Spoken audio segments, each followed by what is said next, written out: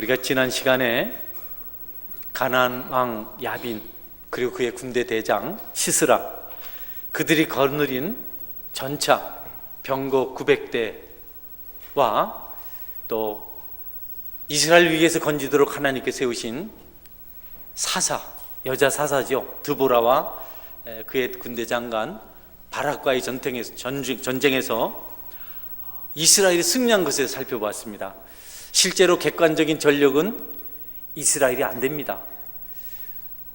가나안 왕 야빈이 거느린 군대는 정예부대고 또 그들의 그 병기는 도저히 이스라엘 백성들이 대적할 수 없는 그런 것이었습니다.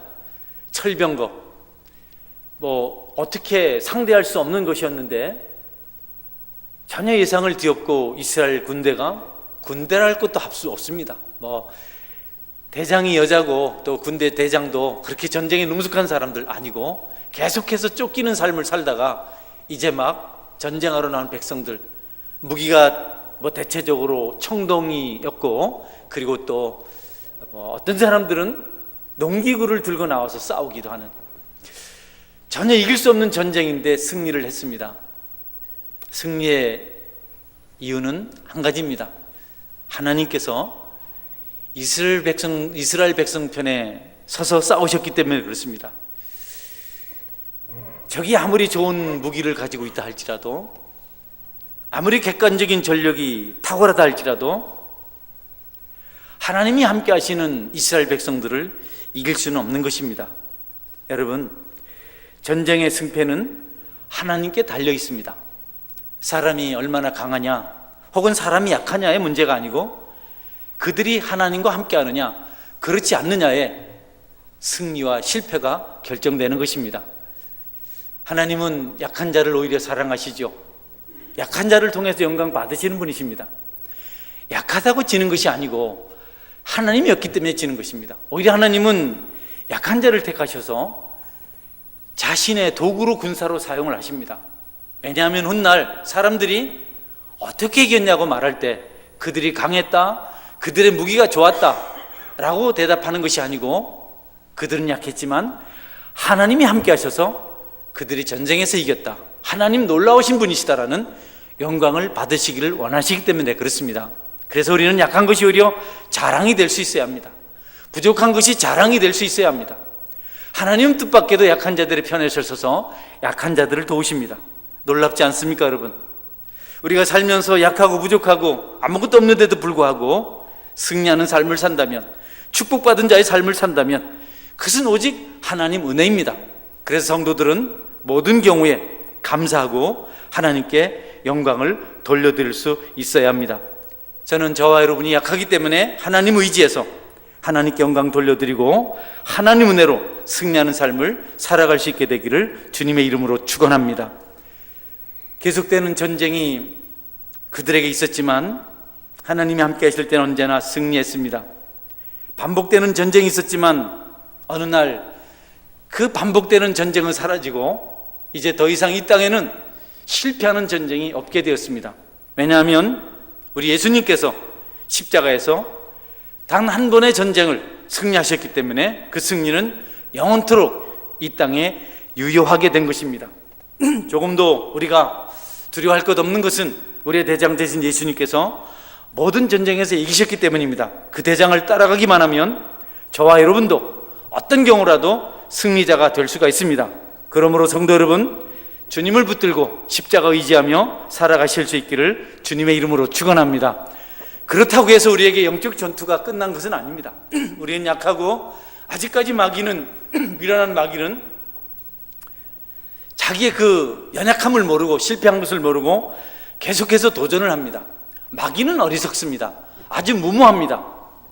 때때로 그것이 통하기도 하지만 질 줄 알면서도 계속해서 공격을 합니다. 그래서 이 땅에서 성도들은 영적 전투를 계속해서 해야 합니다. 이스라엘 백성들 전쟁에 승리했지만 그들이 또다시 범죄함으로 대적자들에게 전쟁의 빌미를 제공했습니다. 하나님 앞에 잘못했다고 빌고 용서해달라고 기도하고, 그래서 하나님께서 사사 드보라를 세워서 가나안 땅에서 가나안 왕 야빈으로부터 건져 주었는데 두보라가 죽고 얼마 있지 않아서 그들의 감사를 잊었고 하나님을 기억하지 아니하고 다시 그들의 속에 오른 대로 우상을 섬기기 시작합니다. 드라빔을 붙들고 주문을 외우고 바알신을 바라보면서 그들의 모든 정욕을 구하고 우상 앞에서 절하면서 그들이 살고 결국 하나님과 멀어지게 됩니다. 하나님은 다시 그들에게 고통을 겪게 하십니다. 이번에도 이방민족을 통해서 전쟁을 경험하게 합니다. 이번에 세운 이방민족은 사막의 무적, 가장 잔인한 야만인들, 베두인, 미디안 족속들을 세웠습니다. 강력한 자들입니다. 성경은 미디안 족속들을 가리켜서 메뚜기와 같다 이렇게 표현합니다. 그들은 메뚜기와 같이 숫자가 많습니다. 이스라엘 백성들이 기드온과 더불어 300명으로 대적해야 될 적군의 수는 무려 13만 명이 넘습니다. 13만 명이 온 산과 들을 덮으면서 공격해 올 때 그 수가 너무 많아서 메뚜기와 같습니다. 또 다른 것은 그들이 한번 휩쓸고 지나간 자리에는 남는 것이 없습니다. 초토화돼 버립니다. 모든 곡식들을 약탈해 갑니다. 사람들을 다 죽입니다. 어린아이들도 그들의 손에 죽습니다. 들판에는 아무것도 남아있지 않습니다. 메뚜기가 휩쓸고 지나간 것 같아서 그들의 잔인성 때문에, 조금도 국률이 없는 것 때문에 미디안 족속을 가리켜서 메뚜기 떼와 같다 이렇게 말했습니다. 여러분, 놀랍게도 미디안 족속은 항상 이스라엘 백성들을 괴롭히지 않았습니다. 평소에는 어디 갔는지 흔적을 찾아볼 수가 없습니다. 그런데 추수 때가 되면 때로 몰려오는 겁니다. 메뚜기처럼 잠잠히 있다가 조용히 있다가 때가 되면 나타나서 이스라엘 백성들의 모든 것을 빼앗아갑니다. 마귀의 특징입니다. 잠잠합니다. 조용합니다. 그러나 그들은 결정적인 때에 빌미를 잡으면 벌떼같이 일어나서 믿음의 권속들을 공격합니다. 우리가 오늘날의 이단들을 보면 그렇습니다. 조용합니다. 잠잠합니다. 열심까지 냅니다. 그 얼굴은 광명의 천사의 얼굴을 하고 있습니다. 그러나 기회가 오면 그들이 발톱을 드러냅니다. 그들의 날카로운 이빨을 드러냅니다. 그리고 잔인하게 공격합니다. 교회가, 성도들이 깨어 있어야 할 이유는 늘 마귀가 우리 주변에서 우는 사자처럼 산길자를 두루 찾아다니고 있기 때문에 우리가 넘어지거나 병들거나 영적 깊은 잠에 빠지면 무모하고 어리석은 그들의 밥이 될 수밖에 없습니다. 미혹을 받을 수밖에 없습니다.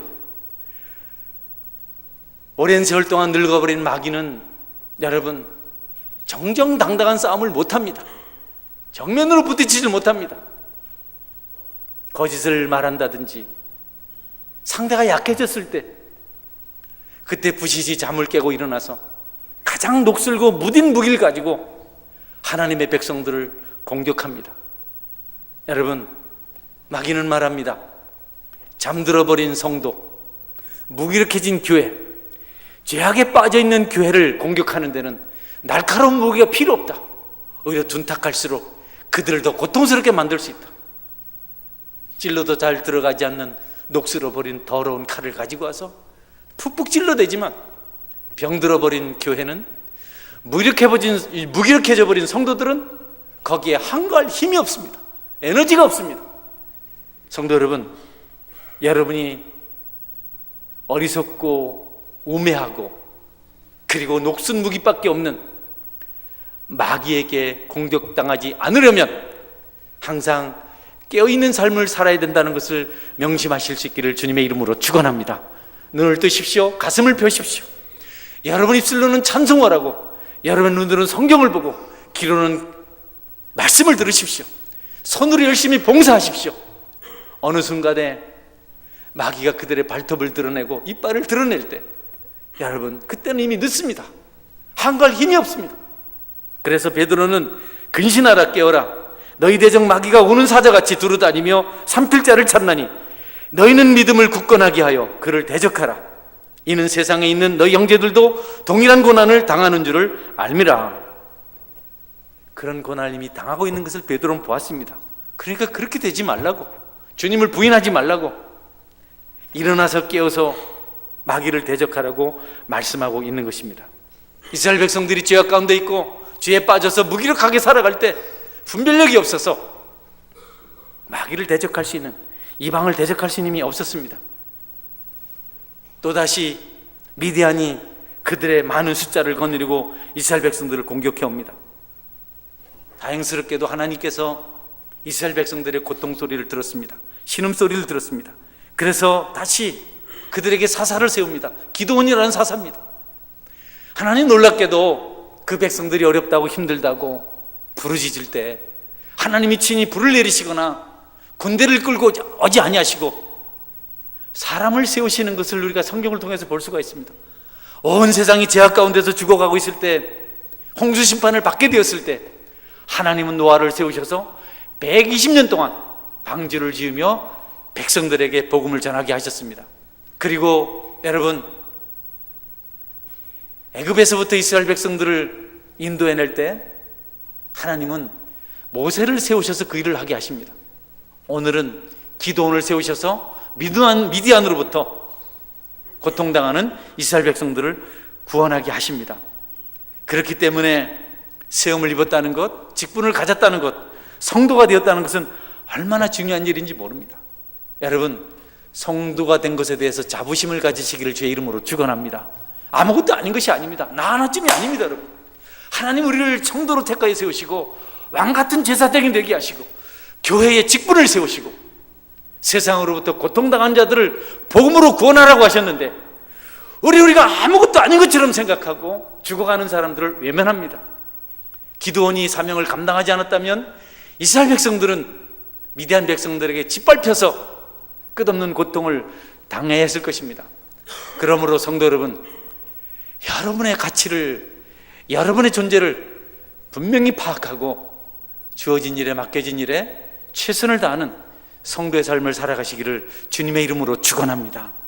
여러분이 병들면 세상을 어떻게 구하겠습니까? 여러분 죄악의 나약을 누리고 있으면 여러분 한 사람도 지키기 어려운데 어때 다른 영혼들을 돌보겠습니까?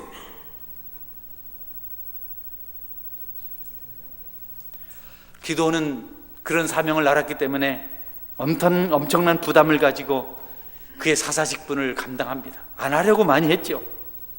적들은 너무 강했고 자기가 지켜야 될 백성들은 너무 부족했고 가난했고 연약했고 그래서 그들과 싸우는 것은 너무 힘든 일이었습니다. 그러나 그런 기드온에게 하나님께서 선물을 주셨습니다. 평강의 은혜입니다. 적이 강하고 아군은 약하고 침은 태산 같은데 눈앞에 적군은 파도처럼 밀려오고 있는데 메뚜기처럼 달려오고 있는데 뜻밖에도 기드온에게 하나님의 평강이 찾아온 것입니다. 그 마음이 평안한 것입니다. 전쟁은 이미 승리한 것입니다. 여러분에게도 이 평안이 있기를 주님의 이름으로 축원합니다. 두려움이 있고 근심이 있고 염려가 있고 불안이 있으면 절대로 이기지 못합니다. 그러나 어떤 경우라도 마음의 평강을 가지고 감사를 가지시면 어떤 대적도 이겨낼 수가 있습니다. 믿음의 가장 중요한 열매는 평강입니다.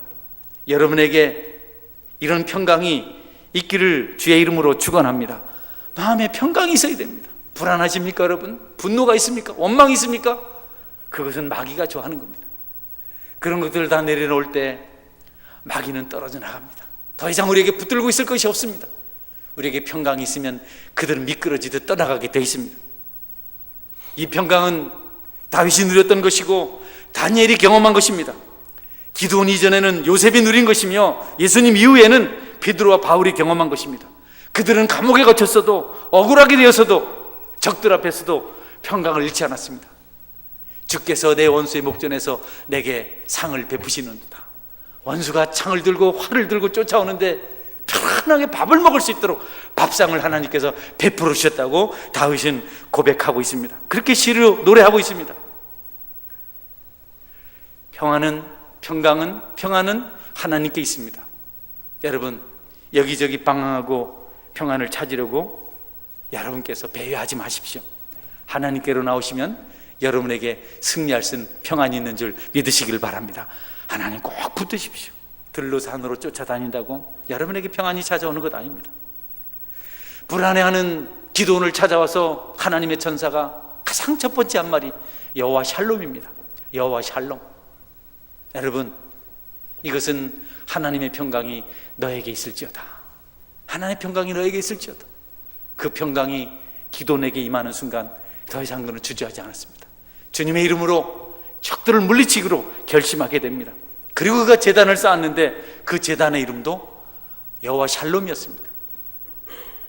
기도원이 제단을 쌓고 바라던 것은 다른 것이 아니라 평강이었습니다. 평안이었습니다. 하나님, 내가 전쟁하러 갈 때 평안한 마음으로 전쟁하고 이기길 원합니다. 내가 전쟁의 목적은 이 땅에 평안을 심게 함입니다. 평화를 심게 함입니다. 평강이기를 원하는 겁니다. 전리품이 아닙니다. 땅덩어리가 아닙니다. 나는 이 나라 백성들이 적으로부터 두려워하지 아니하고 편안한 가운데 그들의 땅을 경작하길 원합니다. 나는 내가 무화과 나무 아래서 평화를 노래하는 그런 사사가 되길 원합니다. 백성들이 얼마나 고통을 당했습니까? 적들이 메뚜기처럼 몰려와서 모든 것을 약탈해 갈 때 백성들이 슬피하는 것을 보았습니다. 어린 자녀들의 그들의 날카로운 칼로 찌를 때 여인들이 슬피우는 것을 보았습니다. 모든 것을 빼앗긴 백성들이 허탈한 것을 보았습니다. 하나님, 우리에게 평강을 주옵소서. 여러분, 전쟁을 하는 장수가 이래서는 안 되잖아요. 더 땅을 넓혀야 되고 더 많은 전리품을 얻어야 되지 않습니까? 알렉산더 대왕은 엄청나게 넓은 영토를 가졌는데 여러분, 그것이 자기가 전리품을 소유하지 않고 군사들에게 나눠줬기 때문이라고 합니다. 그는 땅만 자기가 소유했지 모든 전리품들은 군사들에게 다 주었다고 합니다. 그래서 군사들이 돈 떨어지면 찾아와서 대왕, 우리 전쟁하러 갑시다. 그게 여러분 전쟁하는 재미인데 기도원은 그렇지 않고 평강을 원했습니다. 우리 주님께서도 부활하시고 제자들 두려워서 문을 잠그고 떨고 있는 제자들에게 잠긴 문을 통과해서 오셔서 처음으로 하신 말씀이 너희에게 평강이 있을지어다. 여러분에게 평강이 있기를 주님의 이름으로 축원합니다. 근심 걱정이 있으면 아무것도 이길 수가 없습니다. 그런 마음으로 무엇을 할 수 있습니까? 제가 운동을 좋아해서 운동을 해보면요, 너무 욕심이 많거나 마음이 흔들리면 절대로 제대로 되지 않습니다. 어깨 힘 딱 빼고 가볍게 스매싱을 딱 해야 힘있게 볼이 들어가서 코너에 딱 꽂혀서 여러분 점수를 얻을 수 있는데 욕심을 부리고 막 어깨에 힘주고 하면 공중에 날아가요. 여러분, 내려놓으시고 평강 가운데 사시길 주님의 이름으로 축원합니다. 그 주님, 우리가 평강하기를 원하고 있습니다. 마귀는 우리의 마음을 흔들어 놓길 좋아합니다. 시험에 들게 하길 좋아합니다. 우리에게 도전하게 합니다.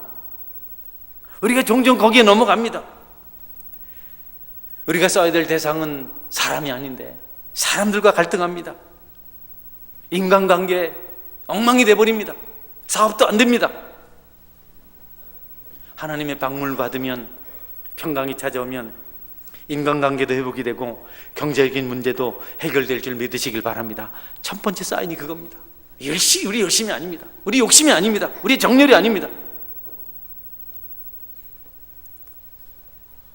전쟁으로 승리를 얻어야 될 기도원에게 하나님께 주신 것은 전쟁을 이길 수 있는 가장 강력한 무기, 평안이었습니다. 도저히 전쟁터에서 누릴 수 없는 그 열매를 하나님께서 맛보게 하신 겁니다. 여러분이 하나님의 자녀라면 마음의 평안을 꿈꾸십시오. 이것은 용서할 때, 사랑할 때 주어지는 것입니다. 물질이 여러분을 행복하게 만들지 않습니다. 속지 마십시오. 권세 아닙니다. 쾌락 아닙니다. 술 아닙니다. 담배가 여러분의 마음을 편안하게 한다고 그러십니까? 어떤 분이 그러더라고요. 예배 힘들게 드리고 담배 한 대 피우면 속이 시원합니다. 그러면 안 됩니다, 여러분. 담배 피우다가도 예배 드리러 왔을 때 속이 시원하고 그래야지. 그게 잘못된 겁니다. 많은 사람들이 거짓 평안에 속고 있습니다. 거짓 행복에 속고 있습니다. 마귀가 주는 독약을 마시고 있습니다. 하나님께로부터 온 평안을 누려야 되는데 그들이 정반대의 것으로 평강하려고 했습니다. 이리저리 방황합니다. 그들이 얼마나 어리석은 것을 추구하는지 모릅니다. 이스라엘 백성들은 자주 징계를 받습니다. 주께서 징계 채찍으로 사용하는 것 언제든 이방의 민족들입니다. 시드기야 왕 때 하나님은 그들의 범죄로 인해서 바벨론의 느부갓네살을 통해서 그 땅을 공격하게 했습니다. 그런데 여러분, 하나님께서 마지막 긍휼을 가지고 선지자 예레미야를 보냅니다. 그리고 말하게 합니다. 항복해라. 너희들이 잘못 때문에 적의 공격을 받을 때 싸우려고 하지 말고 항복해라. 그런데 여러분, 예레미야 선지자의 말을 듣고 왕이 다른 선지자들을 부릅니다. 너희들에게 하나님 어떻게 말씀하시더냐? 그랬더니 다른 선지자들은 거짓 영에 사로잡혀서 시드기야와 같은, 하나니아와 같은 이런 거짓 선지자들이 거짓 영을 보고 거짓 영의 소리를 듣고, 아닙니다, 예레미야 이놈은 매국노입니다. 하나님께서 우리에게 보여주시고 말씀하시기를 우리가 믿음으로 나가서 싸우면 적들을 물리치라고 말씀하셨습니다. 하나님 우리 편인데 우리가 왜 집니까? 나갑시다. 여러분, 참 선지자는 시대들 감옥에 갇히고 거짓 선지자들은 대접을 받습니다. 그러나 결과는 너무 처참했습니다. 거짓 평화, 거짓 평안, 여러분 구별하셔야 됩니다. 행복하다고 말하지 마십시오. 지중해에 있으면서 행복하다고, 하늘이 얼마나 아름답고 바다가 얼마나 푸르고 이 바람이 얼마나 신선하냐고, 여러분 그러면서 거짓 평화를 속아 넘어가서 죄악 가운데 있어서는 절대로 안 됩니다. 하나님이 주시는 진정한 평화는 고통 가운데서도 우리를 행복하게 만들 수 있습니다. 고난 중에서도 기뻐할 수 있게 만듭니다. 저는 여러분들이 그 하나님의 평강 가운데 있기를 주님의 이름으로 축원합니다. 성경에 보면 아삽이라는 사람이 시험 들었어요. 그래서 이렇게 말합니다. 하나님, 저희는 죽는 때에도 고통이 없고 그 힘이 강건하며 타인과 같은 고난이 없고 타인과 같은 재앙도 없나이다. 나는 뭡니까? 나는 안식일을 지켜야 하고 하나님 앞에 예물을 드려야 되고, 나는 계속해서 봉사하며 섬겨야 되는데 나는 가난하기만 하고 우리 집안은 늘 어렵기만 하고 다툼이 끊이지 않고 병이 계속 있고, 그런데 저들을 보십시오. 나쁜 짓 하는데 어떻게 저리 잘 됩니까? 죽는 때도 고통 없이 죽습니다. 힘이 강합니다. 우리 같은 고난이 없습니다. 나쁜 짓을 해도 부자가 됩니다. 뭡니까? 하나님이 계시긴 한 겁니까? 그가 성전에서 기도할 때 아삽에게 하시는 하나님 말씀을 듣습니다. 저들은 지금 아주 빠르게 지옥으로 가고 있다. 그들에게는 고통이 찾아올 시간이 없고 그들에게는 그를 멈출 시간이 필요 없고 지금 지옥으로 직행하고 있다. 미끄러져 가고 있다. 그제서야 아삽이 위로를 받습니다. 여러분, 거짓 평안, 거짓 행복 구별하시기를 바랍니다. 데살로니가 전서에서 이렇게 말씀합니다. 그들이 평안하다 안전하다 할 그때에 임신한 여자에게 해산의 고통이 이름과 같이 멸망이 갑자기 그들에게 이르리니 결코 피하지 못하리라. 평안하다, 아무 걱정 없다, 지금 좋은 때다, 이렇게 좋은데 괜찮다 기도할 필요 없자, 뭐하려고 복음을 전하냐, 이렇게 좋은 때 혼자 잘 먹고 잘 살면 되지 않겠냐? 그럴 때 여러분, 여인에게 해산의 고통이 갑자기 찾아온 것처럼 주님의 심판이, 멸망이 그들에게 갑자기 임한다는 겁니다. 거짓 평안을 여러분의 진정한 평안인 것처럼 속지 않기를 주님의 이름으로 축원합니다. 고난 중에 행복해야 합니다. 주님 때문에 시험을 당하면서 마음에 위로가 있어야 됩니다. 그게 진짜 우리를 풍성하게 하는 겁니다. 상처 입으신 분들 계신가요? 어려운 분들이 계십니까? 여러분들은 하나님을 붙들고 상처 중에도 고통 중에도 위로받고 심령의 기쁨이 있게 되기를 주의 이름으로 축원합니다. 비껴가서 될 일이 아니라고요. 아파도 괜찮아요. 아픈 대로 하나의 위로가 있으면 마음이 평안으로 넘치게 되는 겁니다. 마귀는 숨어 있다가 약한 자들을 공격합니다. 그들을 죽입니다. 그들을 무너뜨립니다. 그리고 행복하다고 말합니다. 지옥 가게 만들어 놓고 좋다고 말합니다. 그러나 하나님은 그렇지 않습니다. 하나님 약한 자들을 들어서 그들을 강하게 하고 그들을 위로합니다. 그러시려고 십자가에 달려 죽으셨습니다. 십자가에 달려 죽으시는 주님께서 무슨 그럴듯한 무슨 조건이 있었습니까? 옷 벗김 당하고 채찍에 맞고 못 박히고 가시관 씌우, 그러나 그분께서 도대체 자기를 죽이는 자들을 향해서 평안을 빌고 그들의 용서를 빌었던 것은 여러분 껍데기가 아닌 그 중심에 하나님으로부터 임한 평안이 있었기 때문입니다. 우리에게도 그런 평안이 있게 되기를 주의 이름으로 축원합니다. 우리는 그런 걸 잘 몰라요. 회개를 몰라요. 돌이킬 줄 몰라요. 끊임없이 좀 더 하나로 부족해서 둘, 둘로 부족해서 셋, 부족해서 다섯, 여섯 번째까지 사마리아 여인처럼 그렇게 달려가길 좋아합니다. 때때로 회개하고 주님을 바르게 섬기는 자들에게도 고통이 찾아올 때가 있습니다. 그때 여러분, 하나님 나는 아무 잘못도 하지 않았고 주님을 잘 섬기는데 왜 내가 고통을 당해야 됩니까? 그때 여러분 기억하십시오. 여러분이 주님을 알기 전에 이전에 뿌려놓은 악의 씨앗이 자라서 여러분에게 대가를 요구하고 있습니다. 잠깐만 인내하시면 그 고통은 쉽게 떠나갑니다. 할렐루야. 하나님께서 그렇게 우리를 쉽게, 어느 부흥사 목사님이 막 그냥 부흥회를 열심히 인도하는데 아주 낯익은 분이 앞에 이렇게 앉아있더랍니다. 오늘 박 집사님도 앞에 오셨는데 너무 낯익은 겁니다. 그 여자분이. 누굴까 생각하니까 옛날에 어려운 시절에 월세 안 주고 뛰먹고 도망온 그 주입 아주머니가 거기 앉아 계신 겁니다. 목사님 얘기하시고 훌륭한 부흥사가 되셨지만 옛날에 뿌려놓은 씨앗 때문에 그 쓴잔을 그날 마셔야 됐습니다. 여러분, 우리가 아무 잘못도 안 하고 믿음 잘 지키고 있는데 어려움이 찾아왔을 때 이전에 뿌린 씨앗이 지금 열매를 맺고 있는 줄 알고 하나님 앞에 그때 것도 기억하셔서 회개하시는 은혜가 있기를 주의 이름으로 축원합니다. 우리의 안식은, 우리의 평강은 주님의 고통이 아니면 이겨낼 수가 없습니다. 그분의 못 박힌 손이 아니면 치료할 수가 없습니다. 그분이 흘리신 피가 아니면 씻어낼 수가 없습니다. 베들레헴의 우물이 아니면 우리의 갈증을 해결할 수가 없습니다. 하늘에서 내리는 그분의 만나가 아니면 우리의 주림배를 채울 수가 없습니다. 세상 어디 가도 우리를 씻겨주고 우리를 위로하고 우리를 배부르게 하고 우리를 목마름에서부터 해결해 줄 수 있는 어떤 평안도 존재하지 않습니다. 여러분, 세상의 인기가, 쾌락이, 세상의 좋은 것들이 우리의 목마름을, 우리의 곤고함을 해결해 주지 못합니다. 오직 예수님께만 있습니다. 어떤 경우라도 주님을 붙들고 그분 안에서 평안을 누려야만 세상을 이겨낼 수가 있습니다. 평안을 위한 채찍이라면 얼마든지 받으십시오. 우리 주님께서 당하신 고난입니다. 그가 찔림은 우리의 허물 때문이요, 그가 상함은 우리의 죄악 때문이라. 그가 징계를 받음으로 우리가 평화를 누리고 그가 채찍에 맞음으로 우리는 나음을 입었도다. 우리는 다 양 같아서 그릇 행하여 각기 제 길로 갔거늘 여호와께서는 우리 무리의 죄악을 그에게 담당시키셨도다.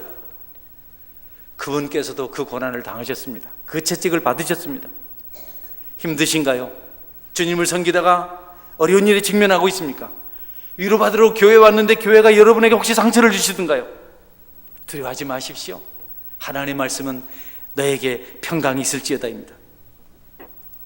늘 하나님을 만났던 사람들은 하나같이 두려움과 공포에 떨었습니다. 그러나 그것은 축복의 두려움이었고 축복의 공포였습니다. 오늘 성경 읽은 본문 22절 말씀에도 기드온의 떨림을 볼 수 있습니다. 기드온의 두려움을 볼 수 있습니다. 기드온이 그가 여호와의 사자인 줄 알고 이르되 슬프도소이다. 주 여호와여, 내가 여호와의 사자를 대면하여 보았나이다. 여러분이 하나님을 만나고 말씀을 만나면 가장 먼저 두려움을 만나게 됩니다. 찔림을 경험하게 됩니다. 그렇게 되기까지는 참회개를 하기가 어렵습니다. 여러분에게 그 찔림과 두려움이 있기를 주의 이름으로 축원합니다. 이사야 선지자도 마찬가지입니다. 성전의 영광을 보았습니다. 천사들을 보았습니다.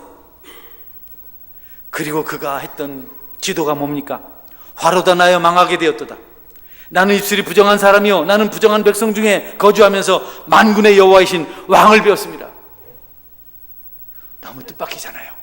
하나님을 비하면, 그분의 궁전을 비하면 기쁨이 있어야 되는데 부정한 백성은 두려움이 찾아왔습니다. 저는 여러분에게도 그 두려움이 있기를 주의 이름으로 축원합니다. 야곱이 베델에서 하나님의 천사들을 보고 사닥다들을 보고 뭐라고 기도합니까? 이에 두려워하여 이르되 두렵도다. 이곳이요, 이것은 다름이 아닌 하나님의 집이요, 이는 하늘의 문이로다.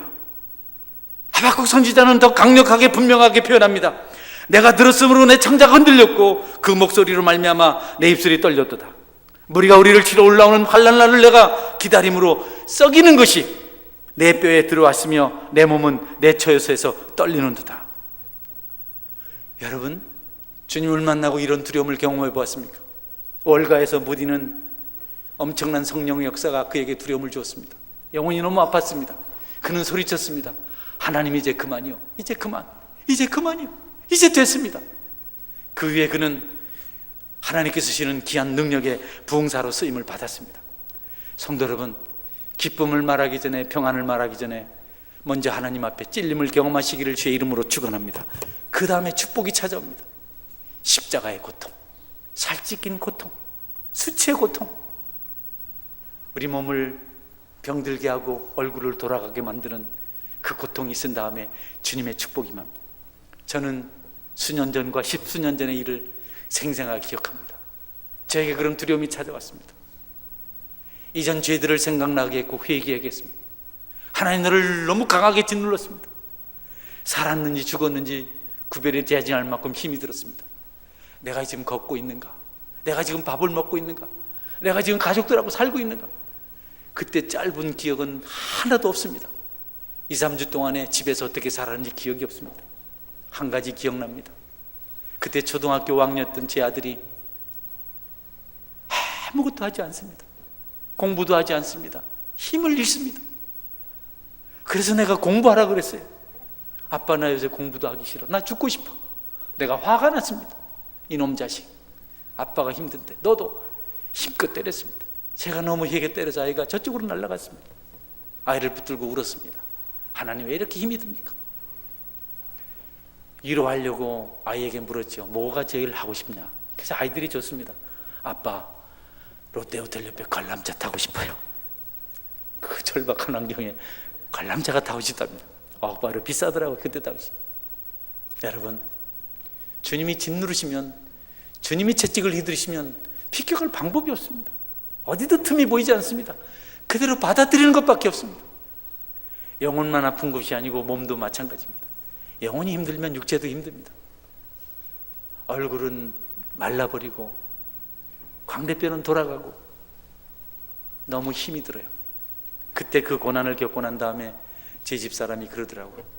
나는 다시 40일 동안 철야기도 안 할 거야. 왜 철야기도 하는데 이런 어려움이 찾아온 거야? 얼마나 힘이 들었으면 그랬을까요? 그런데 여러분, 주님이 그렇게 때리시고 채찍질 하신 다음에, 힘들게 하신 다음에 주님은 싸매 주시고 치료해 주십니다. 그때 고통은, 두려움은, 찔림은 잠깐이었는데 돌이켜볼 때 축복은 지금까지 또 앞으로도 영원할 것이라고 확실히 믿습니다. 성도 여러분, 주님 앞에서 진실되이 고난받는 것을 기뻐하십시오. 그 아픔을 우리는 어떻게 모면할 방법이 없습니다. 한 가지 분명한 사실은 내 모든 것을 기도하며 토로할 때 그때는 행복했습니다. 새벽에 기도할 때는 천국에서 지냈습니다. 다른 것 아무것도 생각나지 않고 하나님만 생각났습니다. 죄만 회개했습니다. 허물만 고백했습니다. 눈을 뜨면 현실이 너무 힘이 듭니다. 정말 움직이기 싫습니다. 밖에 나가기 싫습니다. 그래도 환경은 안 나가면 안 됩니다. 초라할 대로 초라해진 모습으로, 구겨진 모습으로 주님의 일을 한다는 것은 참으로 힘든 일입니다. 그러나 여러분, 주님이 주시는 평강이 찾아오기 전에 두려움과 찔림이 있다는 사실을 기억하시고, 혹시 그 길을 걸어가고 있는 분이 있다면 곧 여러분에게 찾아올 축복을 기대하고 인내하시고 견뎌내실 수 있기를 바랍니다. 성도 여러분, 기드온은 부담을 가지고 있었습니다. 거짓 평화를 원치 않았습니다. 그는 비용을 계산했습니다. 함부로 나가려고 하지 않았습니다. 아무 생각 없이 그렇게 마구 떠벌리지 않았습니다. 우리도 그런 시간이 필요합니다. 나는 정말 하나님 앞에 쓰임받을 사람인가? 그는 양털 가지고 하나님께 얼마나 질문했는지 모릅니다. 양털은 마르게 하고 땅은 다 적셔 주십시오. 아침에 일어났을 때 이스라엘 온 땅은 물에 젖어서 흥건했지만 양털만큼은 뽀송뽀송 말라 있었습니다. 기도는 의심했습니다. 하나님, 이번에는 반대로 해주세요. 주변 땅은 다 말라 있고 양털에 그냥 물이 가득 머금을 수 있도록 해주십시오. 다 다음날 일어나 보니까 여러분, 양털에는 이슬이 잔뜩 있는데 주변 땅은 보송보송 말라 있었습니다. 그는 이제 하나님 나라를 위해서 드디어 자기 모든 것을 던지기로 작정합니다. 여러분에게 하나님이 주시는 평강이 있기까지는 함부로 움직이지도 일하지도 말고 전쟁에 승리할 수 있는 그 평안 이룰 때까지 기도하시고, 여러분 그 다음에 주님의 나가시는 해가 있기를 주의 이름으로 축원합니다. 아멘.